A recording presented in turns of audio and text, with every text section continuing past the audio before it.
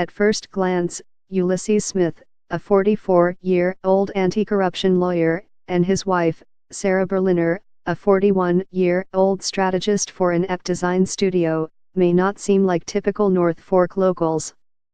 Her chunky, gray tortoiseshell glasses and his skinny jeans and plaid button-downs make them look more the part of hip Brooklyn parents than country folk. And yet, locals they are, having traded their Cobble Hill rental last January for a Kutch Oak Tree house, a light-filled, 4-bedroom raised ranch they've decorated in mid-century style. For much of the North Fork's history, being a local meant being born and raised here, perhaps staying to take over the family business. And while there have been plenty of outsiders coming to the 30-mile peninsula at the east end of Long Island over the last 2 decades to, say, work in the burgeoning wine industry, there's another group beginning to trickle in, too, summer residents who decide to stay year-round, often finding inventive ways to commute, or not commute. M.R. Smith and M.S. Berliner began vacationing there when Uli, their 8-year-old, was a baby. He now has a sister, Meridian, 4. They felt an instant connection to the beach and the rural landscape. They rented for 2 more summers before starting to rent year-round, visiting on weekends and during school vacations. But they longed for a vacation place of their own, and in 2015, they closed on the house they now call home, chosen for its airy interiors, wooded acre lot and location in the exclusive Nassau Point neighborhood, where they can walk to the beach. After about a year of glorious weekend getaways, they began fantasizing about making the North Fork their full-time home.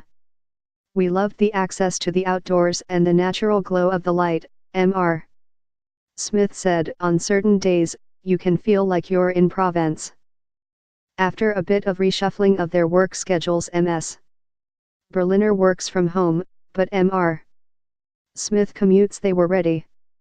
They moved out full-time in January, saying goodbye to Brooklyn, where they had lived for 12 years.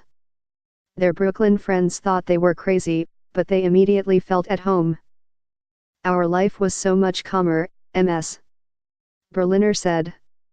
Others who have fallen for the region's cornfields, berry picking and fresh caught fish have also left their city lives behind for a decidedly quieter existence. They say they worry less about what they are missing in the city and focus more on what they are gaining, year-round access to the beach and what they describe as an agricultural Shangri-La, where farm stands outnumber suburban strip malls and boats, not just cars, are parked in driveways.